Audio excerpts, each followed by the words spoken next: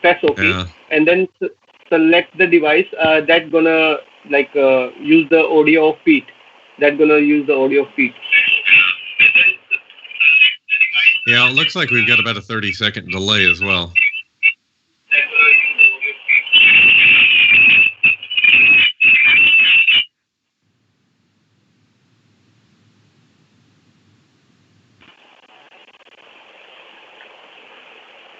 Hmm. Yeah.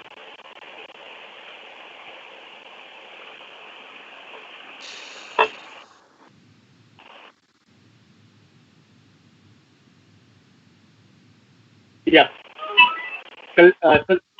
Yeah.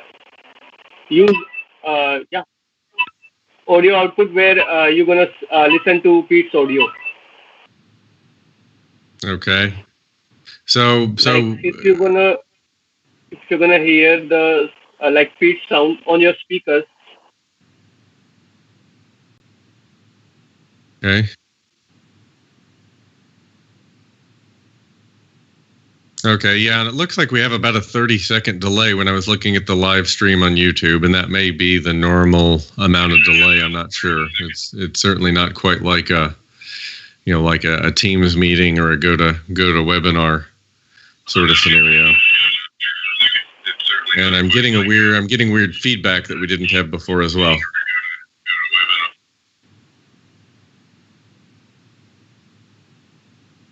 Yes, yeah, seem to be able to hear you in real time. When I look on the live stream, that's delayed 30 seconds, and I guess that doesn't surprise me.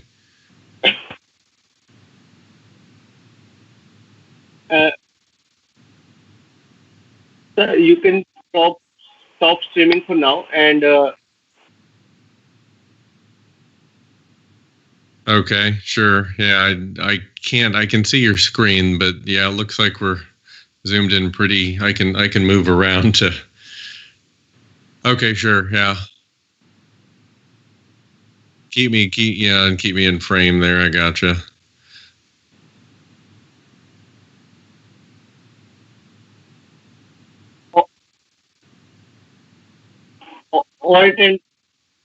alt and crop to the full frame that you want to have from Pete. Yeah, Yeah. like this.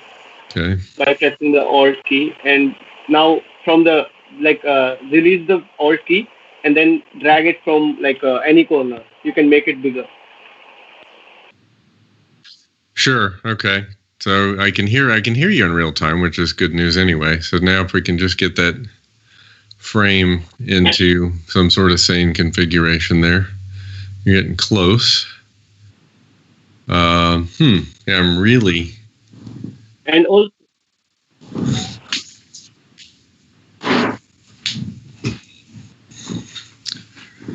I can try to.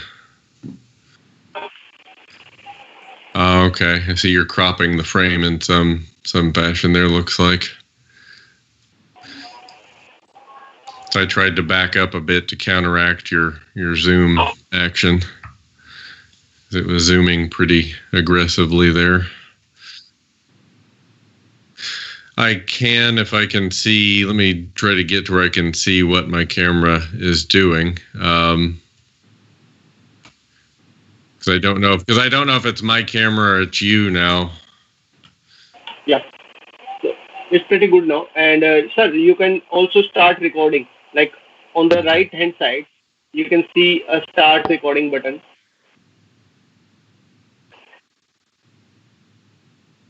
Yeah, when sir you're gonna start, then you can press that button.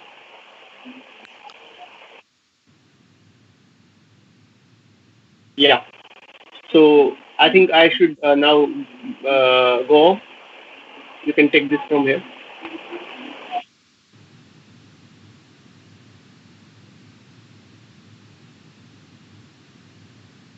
Hmm. Uh, okay. So have a good time. All right. So now we're.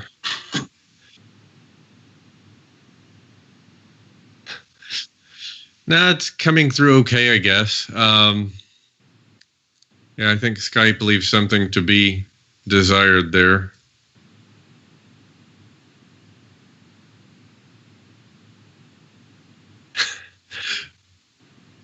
Oh, is this how people typically do this?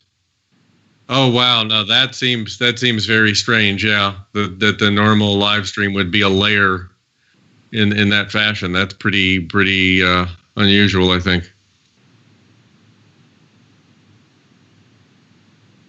Okay, which doesn't seem like a better solution. Google Hangouts is something they more or less abandoned, years ago. But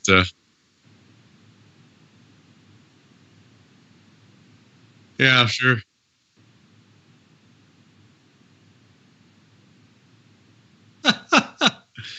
Yeah, interesting is a nice way to put it. We'll look at Plan B for the future, perhaps.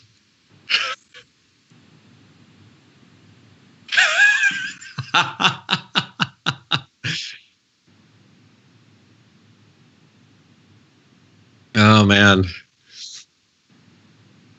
I need to create an umbrella corporation called Plan B, and I just allow unlimited subsidiaries, so anybody else, any other company can call themselves a Plan B company, and we're good. Yeah.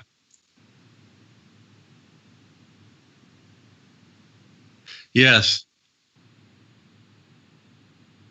Yeah.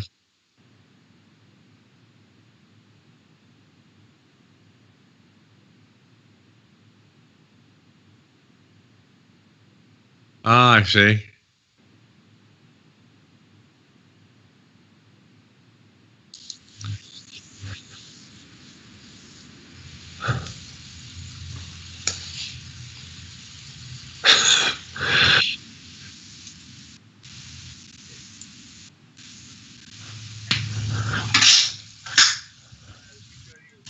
Okay, microphone. That's good. Now I just did it. Oh, now I see my audio coming up, and Pete's now blurred. Yeah. Yeah, I noticed the video quality with Skype is awful, and I don't seem to have any control over it. Wait a minute, you want me to add another audio output source? Yeah.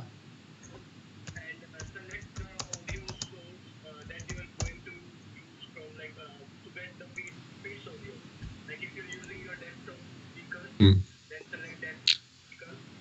I'm going to switch my camera away and back and see if it, there we go. Yeah, so Skype struggling a bit, but there it seems to be better for the moment. Again, I don't know what you just asked me to do. It was just working a minute ago. Anyway, so we're about to go live. Can you hear me on YouTube? Pete, I can't see you now. Did you hide your video? For a moment, for just like 2 seconds, but I'm back for 30 seconds now. I don't see Pete at all. Why am I not seeing Pete? You don't see me at all. Oh, now you're there.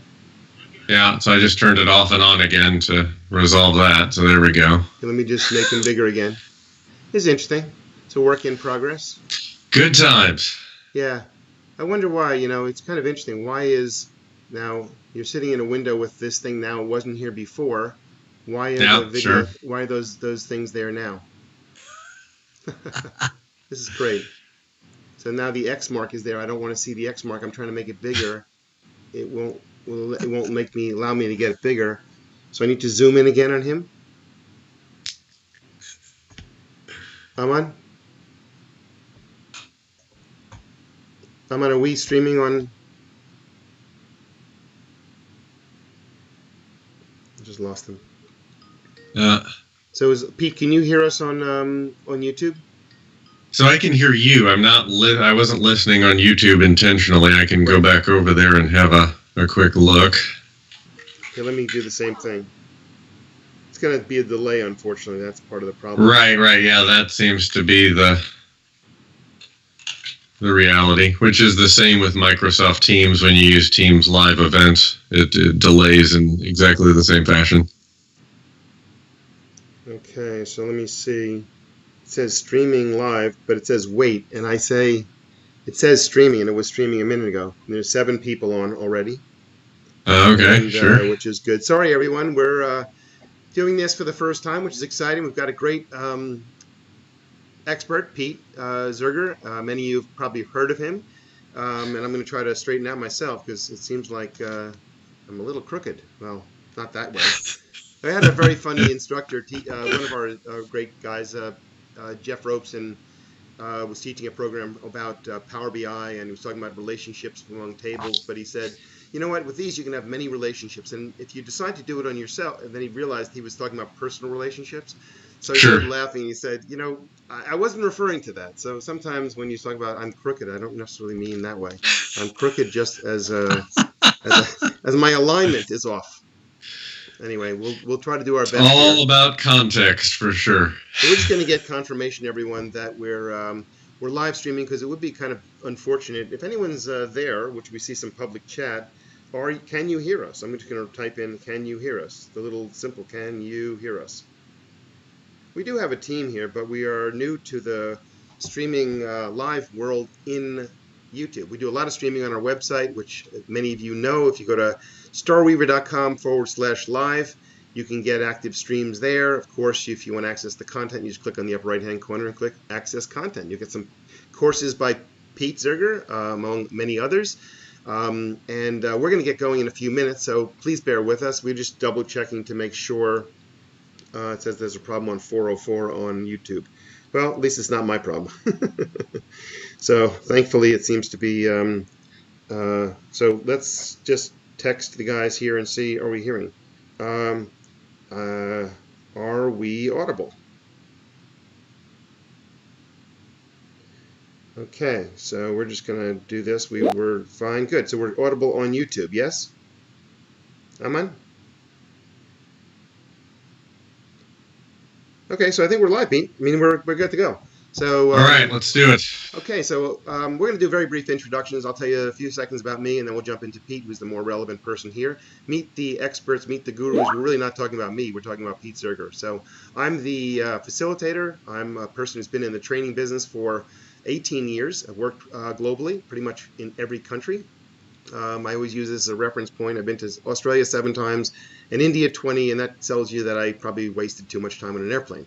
But I've gone to see clients because that's the way you learn about how to do things. What do people tell you? And so that's my background. Basically, I'm the person who coordinates a lot of programs. I work with instructors, I work with clients, I work with students, and then I help manage a team of people that deliver training around the world. With that, I'll pass it off to Pete. I'll tell you a bit about himself, and then we'll jump into more about the AZ-500 and related topics on Azure and security. So with that, Pete. Great. Thank you, Paul. So I'm Pete Zerger. I'm a community figure, I guess you'd say. I've been a Microsoft MVP for a few years now. A lot of focus on the Azure platform, a fair bit of focus on cybersecurity in recent years. So I've done a bit of content for Starweaver and for some other platforms. You know, I know most of my friends from LinkedIn out here in the community, so you found me over there in other contexts.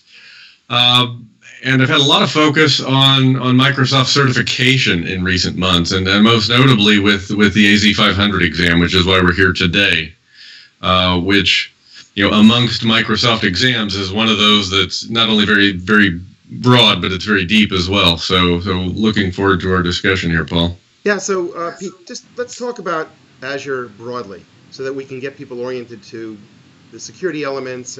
Let's talk about the clouds. Okay, maybe if you just discuss a little bit about what is the cloud. Obviously, I think most of us know, but let's sort of boil it down and then jump into the Microsoft cloud, the Azure cloud. Right. So if we think about Azure as a platform, Azure is a public cloud, but you know, Azure plays heavily in hybrid scenarios, right, in the enterprise. So the most common identity model for Azure customers is a synchronized identity model where we're using Active Directory on-prem and Azure as our Azure AD as our cloud identity. And identity and cybersecurity, I think, are two areas where I see Microsoft having a pretty good lead over the rest of the stack. You know, if we look at the industry and we think about the other major cloud providers, we think about Google Cloud Platform, AWS, IBM. Cisco is playing in this space, through not only native services but acquisition. I chose Azure a lot of years ago because I'm come from the Microsoft world, and I felt like this was where I wanted to sort of anchor my expertise.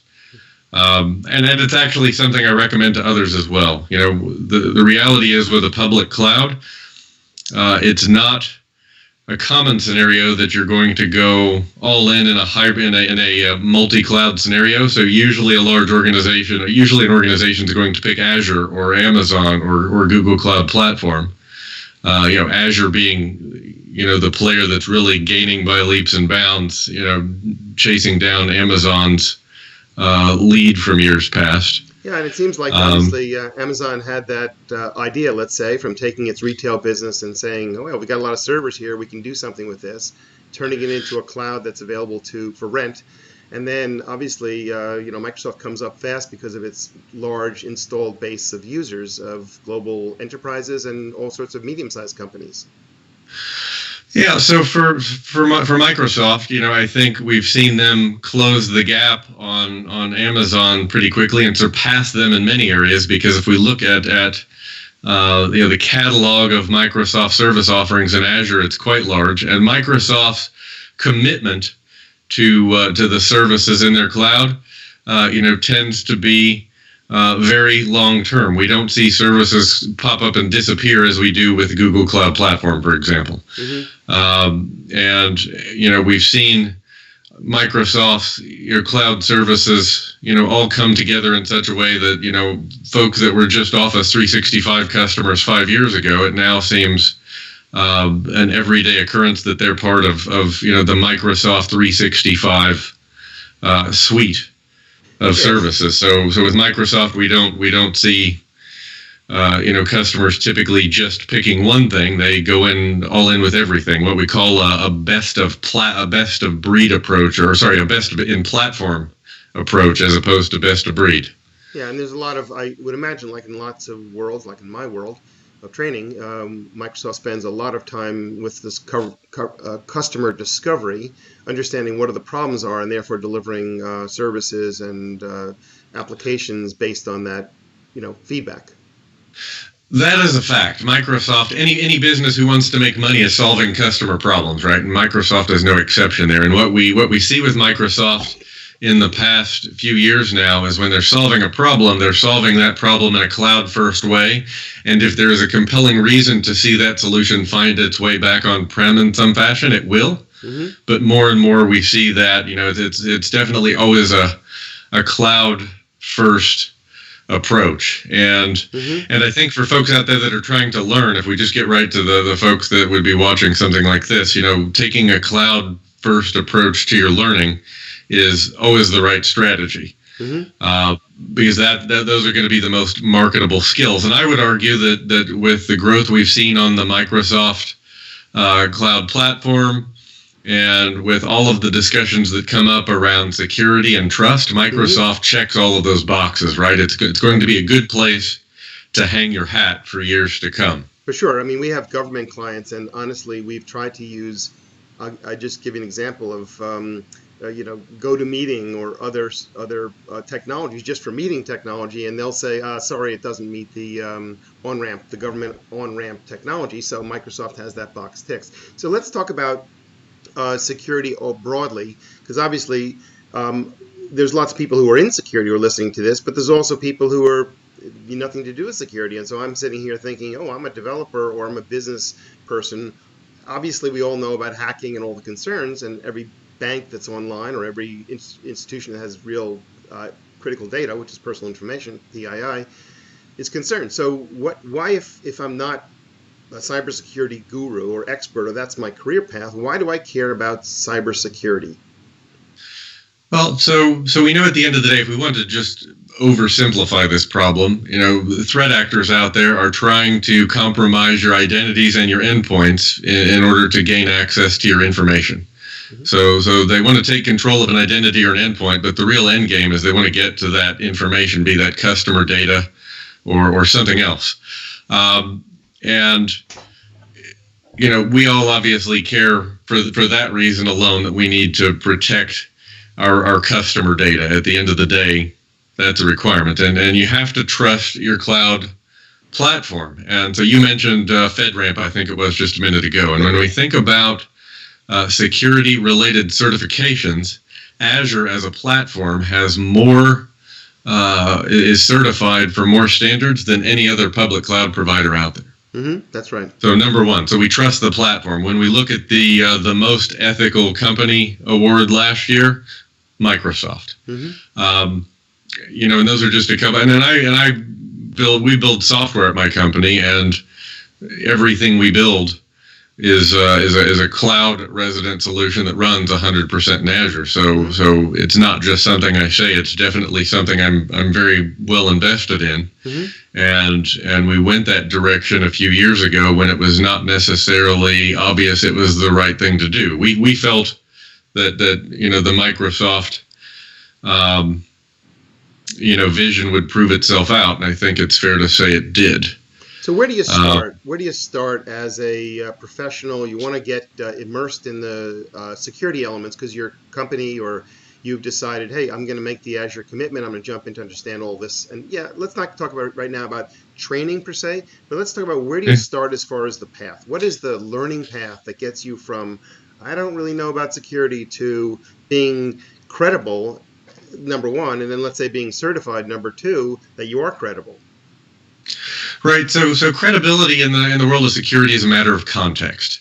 So my credibility tends to come in the area of strategy and implementation in the Microsoft stack, in that I can work with an organization, understand their security needs, and outline a strategy that adequately implements defense in depth, a layered approach for that organization. Have I reverse engineered a virus?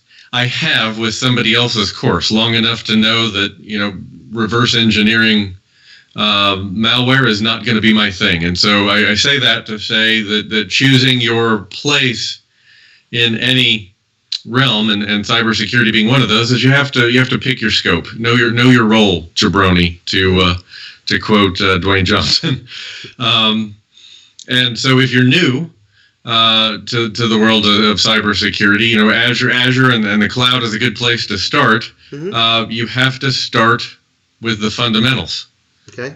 And what are those? And so that might be learning one of the simpler areas of cybersecurity and going and taking that entry-level certification. So AZ-500, for example, that we came here to talk about today, is not the entry level you start with. Okay.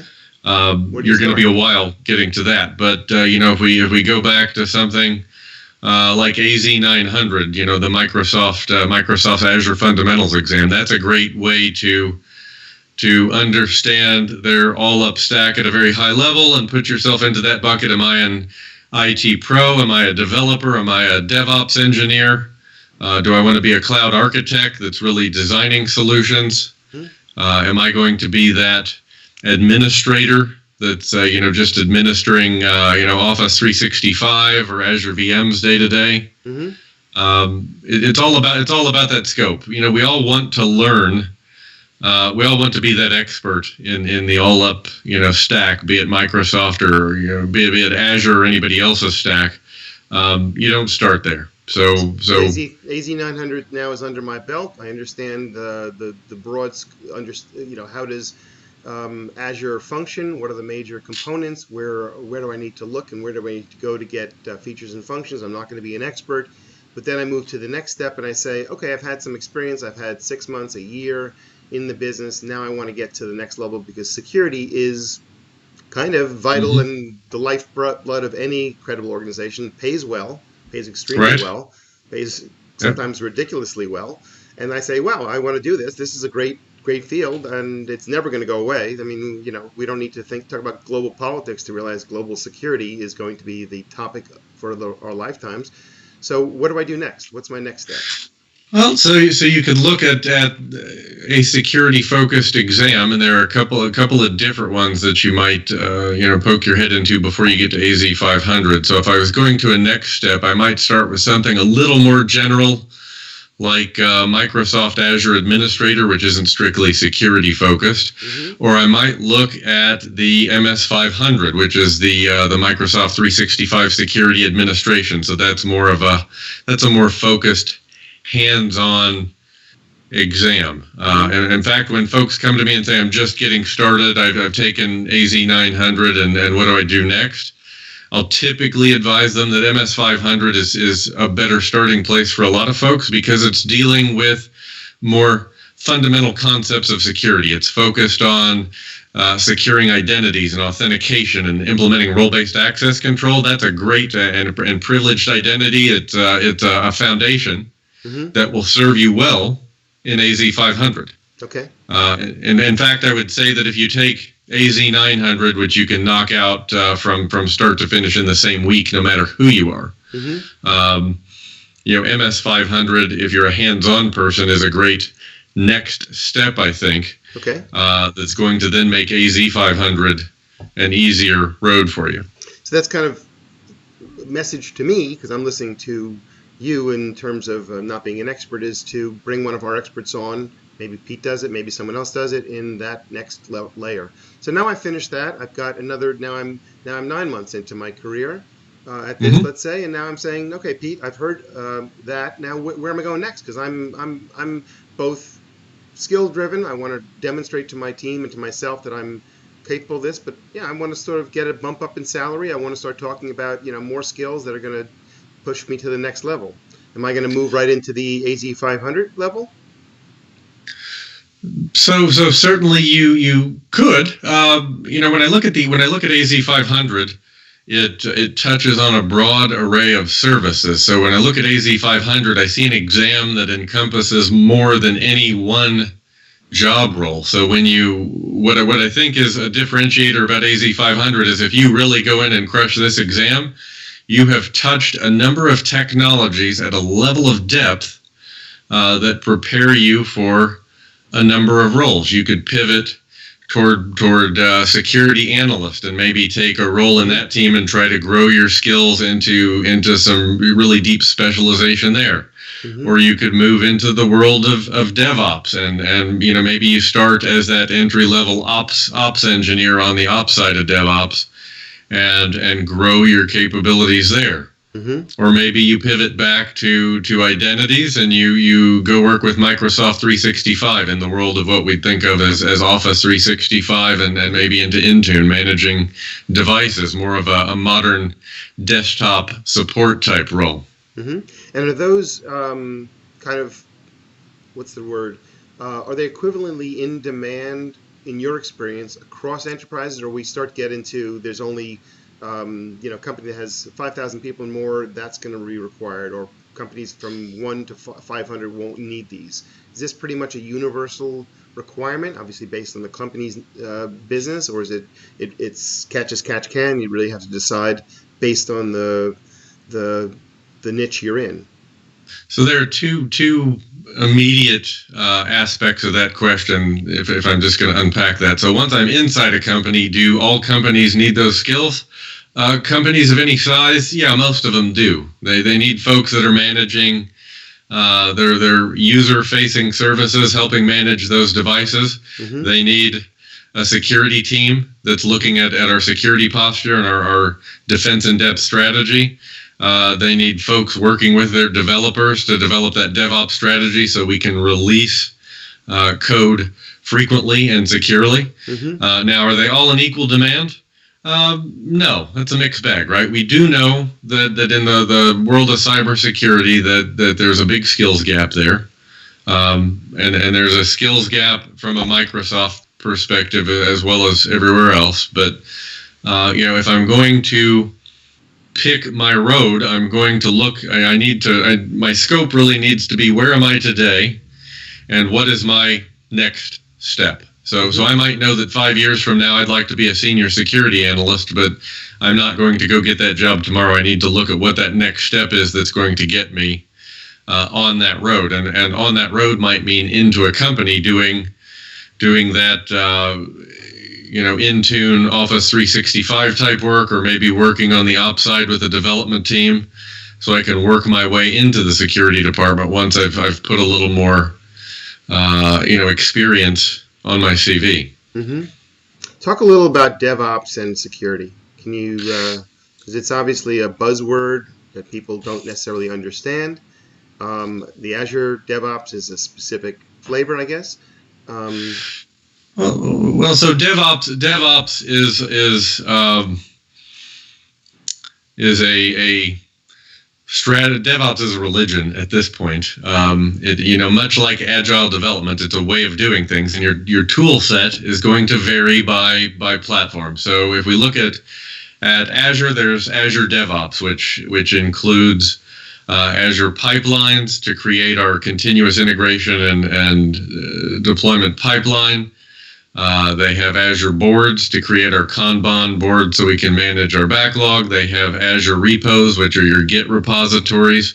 Mm-hmm. But every public cloud provider has their preferred tool set. Microsoft has a very strong native tool set that integrates with all of their service offerings. So you get with Microsoft, you get kind of a rare intersection here that you get best in platform in terms of the services that are available to you and their integration, but you also in many respects get best of breed in terms of the security.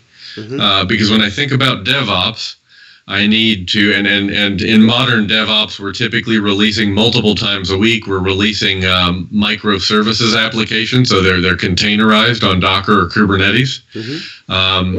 I need to scan my code for vulnerabilities. I need to watch my Kubernetes cluster for security vulnerabilities. I need to watch my container images that sit in my container repository.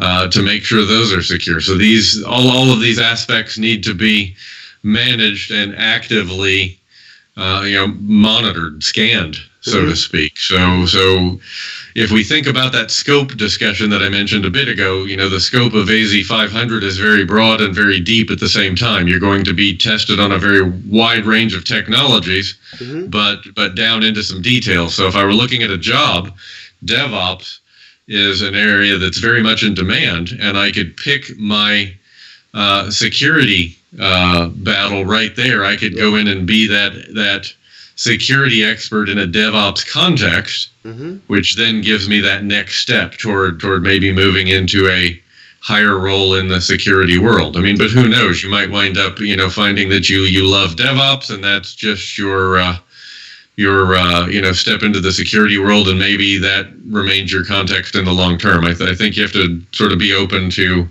just doing what you enjoy. Right. Yeah, but it sounds like, given the integration and the ownership now of Git by Microsoft, that's going to be a good way to go. So we actually have courses on GitHub and whatnot. But in terms of, let's say, my own parallel track, not a bad mm-hmm. idea to get into DevOps in parallel to going through the security world, right? Because presumably any security environment is going to have to be agile, right? It's going to be, probably of all the environments, we all talk about software and machine learning and all that being agile, but oh my gosh, if you're not agile in security, yesterday's news is old news, right? And you have to move really quickly and be able to communicate that across teams and across projects and across, I guess, evolving security holes. So it's probably a good idea to go down a parallel track on some level. So now I've got a little bit of DevOps under my belt. I've got some of those fundamentals under my belt. Now I'm learning the first, as you described, the MS programs in some fundamentals of security. Mm-hmm. Now I'm a year into my career. Now I'm thinking, okay, I'm going to take the next step. I like what Pete's talking about. What do I need to do to prepare myself for the AZ-500? What's the next things that I'm going to say? I'm jumping into this. I can learn this. So I'm going to talk through 5 tips with you right now for doing this right. So I want to start by just framing that DevOps example that you brought up for one word there that's really important. What we did was we established a scope of how we were going to step into the world of security. We said, you know what, DevOps is an area that's in demand. I can learn Microsoft's DevOps tooling, and at the same time, there's a security context there that's very relevant, very important, very integrated into that DevOps learning. So I more or less learn a couple of important facets of cybersecurity as I am onboarding that DevOps skill set. Now I'm sitting inside a large organization. I have a high degree of competence in the world of DevOps, even if I'm just the ops engineer. Developers always need a good ops person that can help them, secure, release, etc. And so now I can look around my organization and say, what's that next area, that next step that's interesting to me? If I look at my security team, what sort of needs do they have there? There's, there might be an analyst role there that's very Microsoft 365 focused. I might say, I want to branch out and, maybe I want to step into the world of offensive security. I want to be a blue team member. I want to get into those red team, blue team exercises. That's a more technical is not a fully descriptive word, but it's a very specific security focus. But I could also look around my org and say, as the DevOps slash DevOps secure DevSecOps security expert, I can take some of my learnings here and I can apply those to other areas of the Microsoft stack. So maybe I look at the cloud architecture team. Say I'd like to step up, and I would like to be that person that's designing solutions for my organization and making sure those solutions clear the security bar. Right. At which point now, maybe I'm on the architecture team, but I'm interfacing with the security team. So I'm security team adjacent in a cybersecurity related role, but I'm also growing my skills on the Microsoft stack, which makes me broadly marketable. Right. If you're an offensive security person, if you're that red team, blue team security analyst sort of role, that puts you into a very specific job role. But if I'm growing my security skills in the context of the Microsoft platform, I started on the DevOps team, maybe I hop over to the cloud architecture team, or maybe I hop over to operations and I work more with user-facing device and identity, that modern desktop support type role. I can move in that Microsoft orbit, gaining security skills in the context of the Microsoft stack, and now I'm making myself very broadly employable. And I go get that Microsoft security certification. I go get that Microsoft security engineer cert, and now I'm doing something very specific that it feels very specific, but it's making me very broadly employable. Right. So you're taking the security kernel, for lack of a better word, and you're Johnny Appleseed. You're throwing the seeds out into other areas so that you can become critical to that core of what the product, the platform, the program management is all about. Right. And then apply and layer on additional skills on top of that. Right. That Azure Security Engineer Associate certification that you get with AZ-500 is a very credible and sought after, title nowadays. But I'm also demonstrating there that I have security knowledge in the Microsoft context. So there's a fair bit of Microsoft cloud security knowledge there. Microsoft cloud knowledge in general that comes with that. I have a lot of deep Azure expertise at that point. That I've acquired either through my progressing through various job roles or through preparing for this exam in a very hands-on way. So you have, for everyone who's interested, of course, come on our platform and you'll see one of Pete's courses and programs is literally the test questions and the prep. And there's a lot of opportunity also if you get on the system to chat and get on a Slack channel discussion with Pete and others about security. What do I, besides preparing for the material, is there a course that I can take? Is there an AZ-500 course that will prepare me for this exam besides the test questions? So there are a few things you can do. So on the Starweaver platform, I have some AZ-500 test questions over there. So let's talk about that in context, and we'll talk about your hands-on training options. So when I think about the five keys to really preparing for this exam in a way that's as efficient as you can be, because we can prepare in a couple of different ways. So, for example, I know an engineer who studied for 1.5 years to take his CISSP exam, 18 months. Mm-hmm. I studied for 12 hours. Mm-hmm.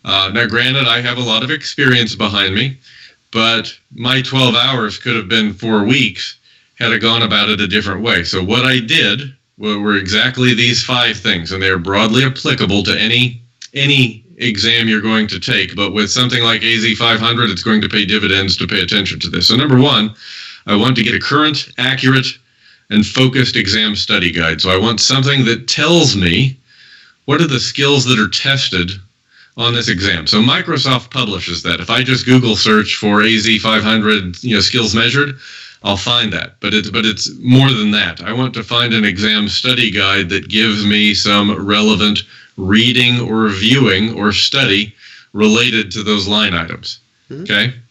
I actually published something myself that I call the Ultimate AZ-500 Exam Study Guide, because I lay out reading for every point tested on that exam, with some videos, with some reading on the Microsoft website. But also some training content. Mm-hmm. So number 2, and this is really important. I mentioned that AZ-500 is broad and it's deep. So number 2, I recommend everybody do a thorough self-assessment to find your weak areas. What you want to find is the 20%, hopefully 20%, of the AZ-500 content where you need to spend 80% of your time. So figure out what you know and what you don't know. And the way I like to see people do that self-assessment are through some exam questions. Mm-hmm. Take some practice questions, and your weak spots will typically present themselves. Now, if you're attacking AZ-500 and you have no experience in Azure, I promise you every area is going to be your weak area. That's just the way it is. Mm-hmm. Go back and start with more fundamental content. And they can do that on our platform through the quizzes the quiz questions. Right. So you've got AZ-500 there. You have some Azure architecture content over there, which speaks more to AZ-300. But mm-hmm. if you learn architecture, you're going to pick up some security context there as well.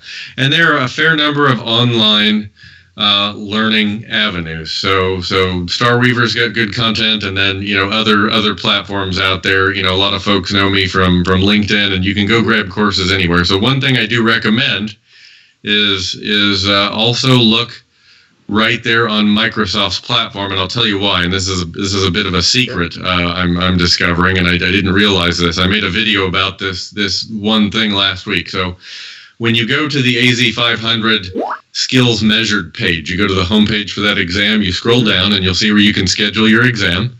You scroll a bit further, and you will see a PDF you can download, which is their skills measured. Mm-hmm. And if you scroll a bit further yet on that same page, you will find some Microsoft online learning. So one of the top, depends on the week, one of the top 1 to 3 complaints or questions I hear is, how do I get hands-on learning if I don't have access to Azure?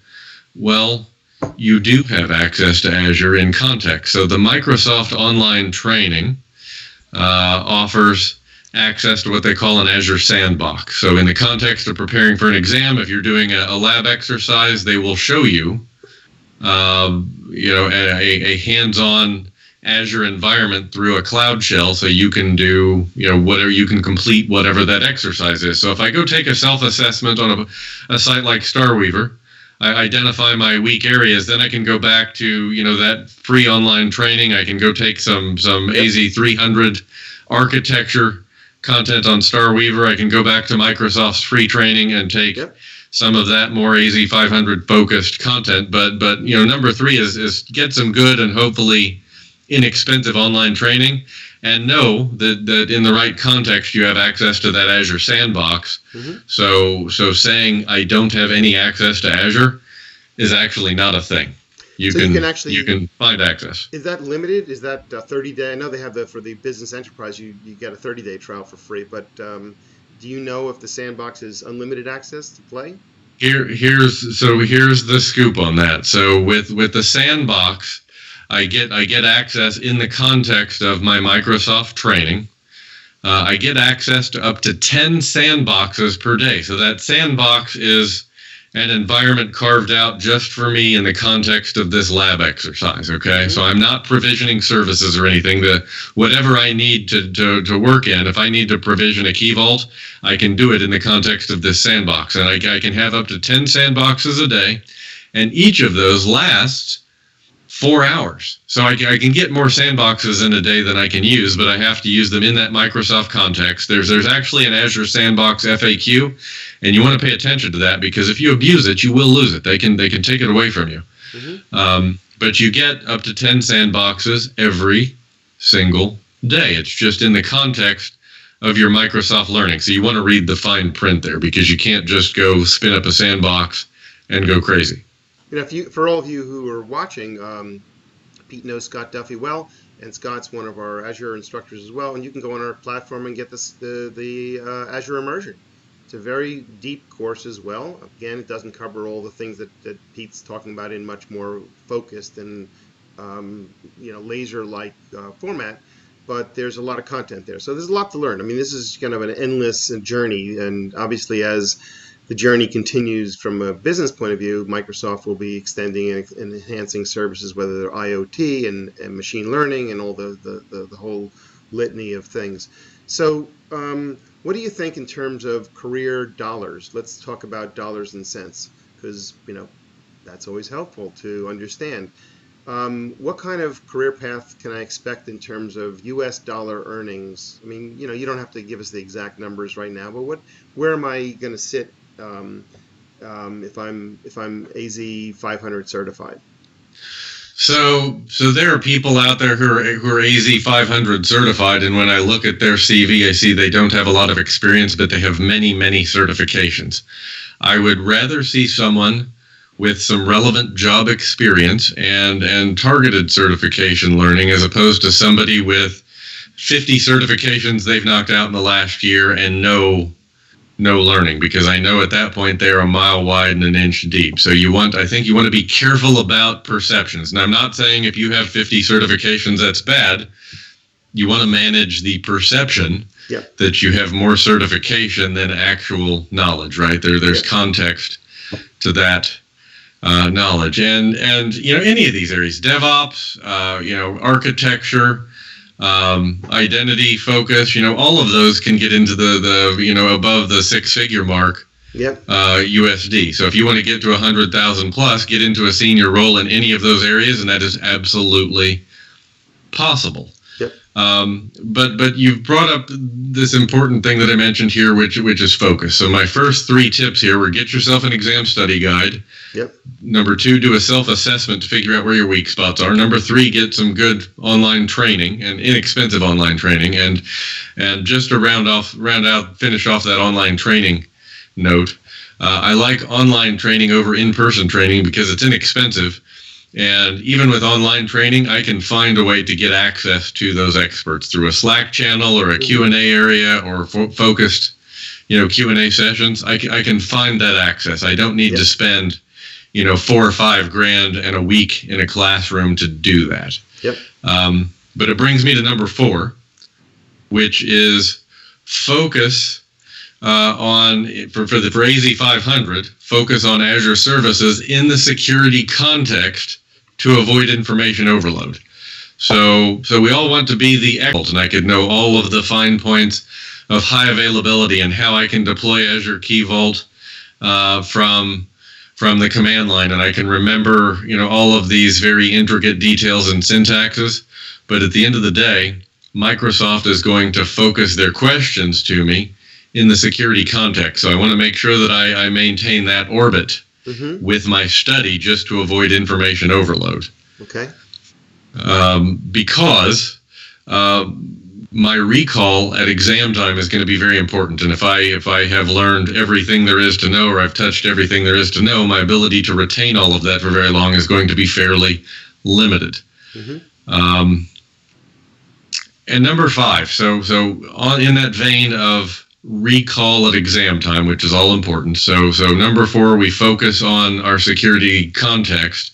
Number 5 is, if you're unfamiliar with the technology, hands-on experience is absolutely key for exam recall. So you need to hear about it from an expert. You need to go put your hands on it so you have that context. There was a study, I think it came out of the University of Chicago. Forgive me, I'm forgetting the source because I'm on the spot here. I think it was University of Chicago, where they actually measured this, and they discovered that, in fact, exam time recall was much better when the examinee had performed a physical task. So in a virtual environment like the cloud, a physical task means I put my hands on a keyboard and mouse and I completed that task, right? Absolutely.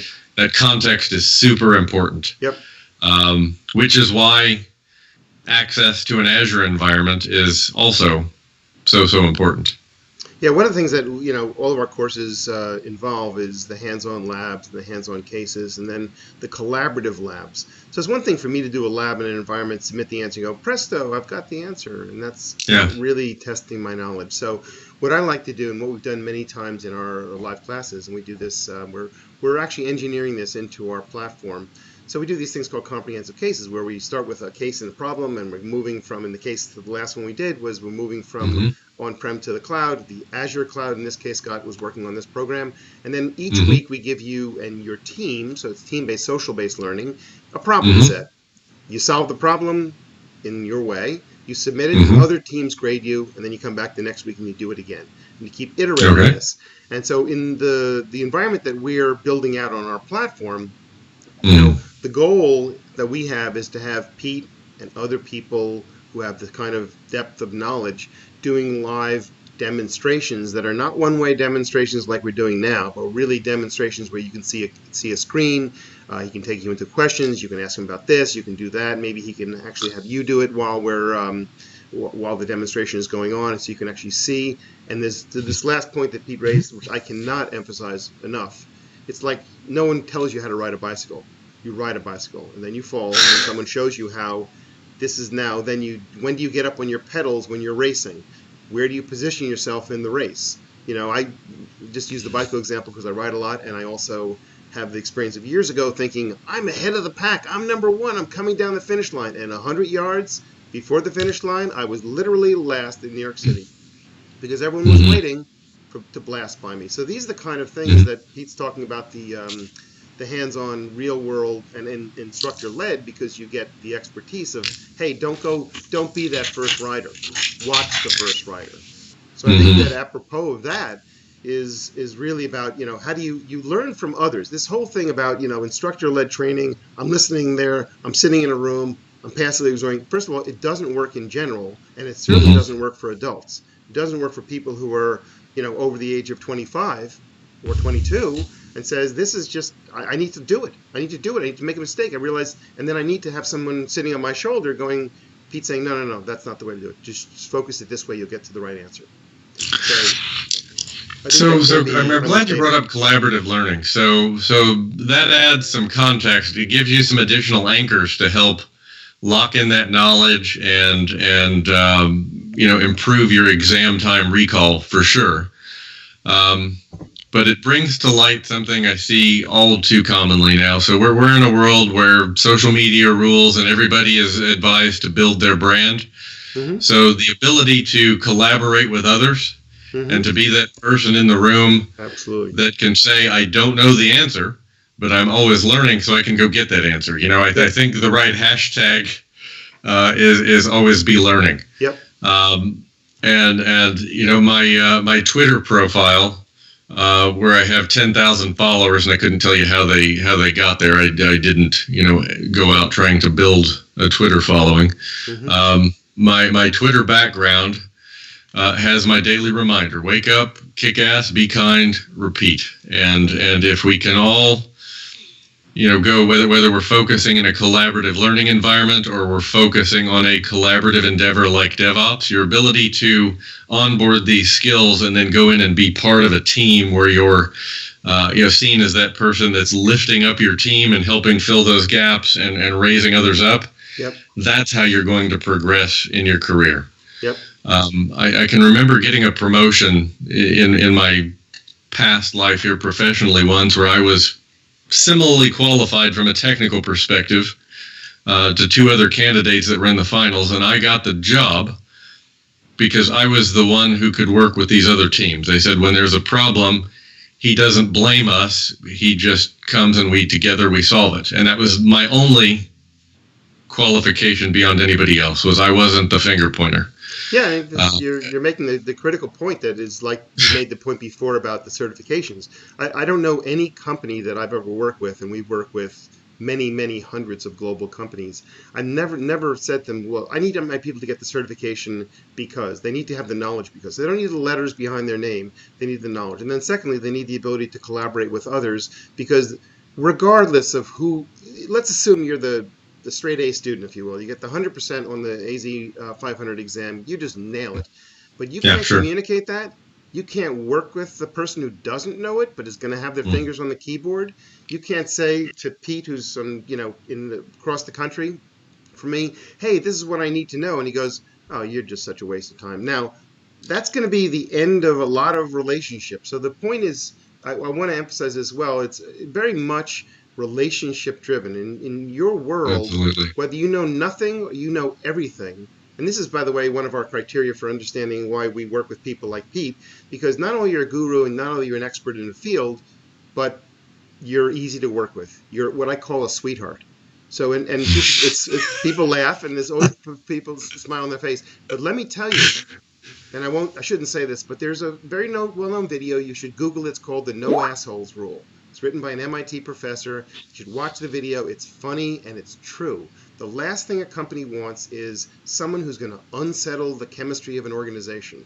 So the most important thing you can do is be, team player sounds like it's some soft book, self-help book. No, it's about collaboration, of communication, and learning. And then saying, I don't know this, but I'm going to learn it. I don't know it right now. Please help me. And that's always good. So. And it's unfortunate sometimes in the learning environment, every instructor knows this, and that, there's always one person who's asking 20 questions. It would be great if everyone were asking 5, because, or everyone or 20 people asking one question, because the engagement, the doing, and the immersion in the experience is vital. And I think that what Pete's talking about is you have to be a team player, let's use that word, those words, but you have to be able to work with others and share your knowledge, and then be willing to take other people's advice as well. Yeah, absolutely. That's so important, and it comes back to you down the road. I was actually on the phone with somebody who works at Microsoft the other day, and congratulating them on some promotion or something, and they said, I actually owe a good chunk of my IT career to you because we worked together on this project, and they quoted a project that was 8 or 9 years old. I'd forgotten about this project, but we had worked together, and they were a beginner. They were new to the Microsoft stack at that time, and we worked on a project in a politically challenging environment, and they at that time didn't have a lot of knowledge, but they had a great attitude. Said, you know what, you can help me. You'll gain some knowledge in this project. We'll work together. It'll be a great result. And she worked hand in hand with me from beginning until we got to demo day at the end of the project. And now she's got a great deal of expertise on the Microsoft stack. She's gone a different direction, on the Microsoft stack than I did. But she got to that pivot point we talked about where she had gotten some of that fundamental learning. She picked an aspect of the Microsoft stack where she wanted to focus. So she went the route of really working with identities and endpoints. So she's more what we'd call modern workplace focused. So she's focusing a lot on work from home these days. Super valuable skill set. But yeah, that's what it comes down to. But I like the idea of focusing on cybersecurity in the Microsoft context, because it opens the door to you for varying levels of security focus. Cybersecurity is going to be an undercurrent in everything we do, right? Yep.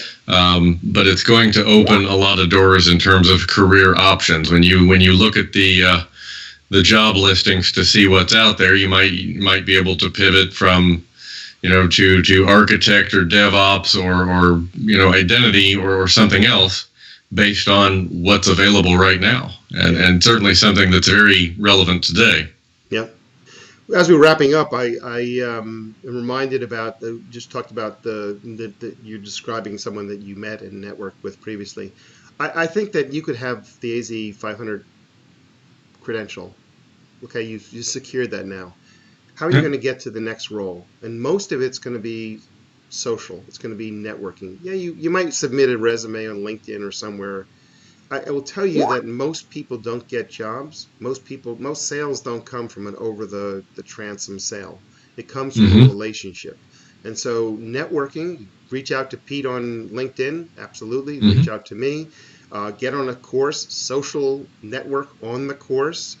Just ask people questions. How do you form a relationship when you find someone asking an interesting question? The person who knows nothing but asks an interesting question, to me, demonstrates they're on the right trajectory than a person who knows everything but doesn't ask any questions.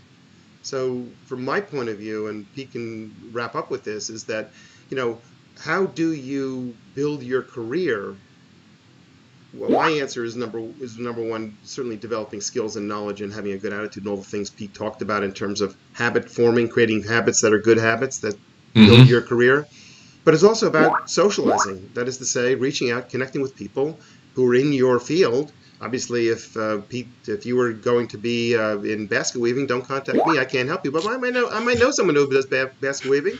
Seriously, if you say, look, I think this security thing is really good. I've learned a whole bunch, Pete, but could you help me think about DevOps?